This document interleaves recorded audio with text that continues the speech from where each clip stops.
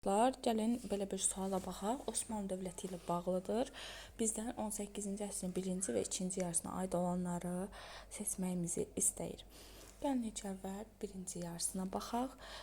Nadir Şah Əfşarla sülh müqaviləsinin imzalanması bu aiddir. Nadir Şah Əfşarın imperiyası 1736-47-ci illərdə olub və Nadir 1-ci Mahmudla sülh müqaviləsi imzalayıb.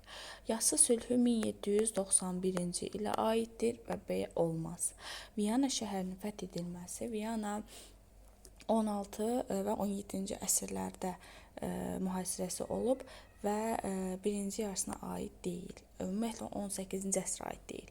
Səfəvi hökmdarı Şah Süleymanla dostluq əlaqəsi Səfəvi hökmdarı hakimiyyətdə 1666 və 1694-cü illərdə olub və bu da 17-ci əsrə aid olduğu üçün təbii ki də 18-ci əsr soruşduğu üçün bizdən aid olmayacaq. Keçək ikinci yarısına. Səfəvilərlə müharibə aparılması. Dostlar, buna biraz məntiqi cəhətdən baxaq. Səfəvilər 1736-cı ildə hakimiyyətdə olub. Yəni daha doğrusu süquta uğrayıb. Yaranması isə 1501-dir.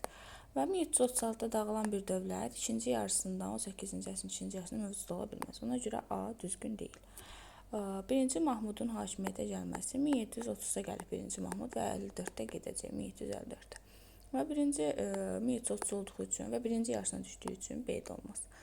Dağılma dövrünün başlaması 1791 Yassı sülhü ilə Osmanlı dövlətinin dağılma dövrü başlayır. Ona görə bizim düzgün cavabımızın 1 olacaq C bəndi. 3-cü Səlimin islahatlar barədə qərar verməsi. 3-cü Səlim 1789-da hakimiyyətə gəlib və gəldiyi zamandan da islahatlar barədə qərarlar verib. Ona görə də bizim düzgün cavabımız olacaq elə buradan B bəndi.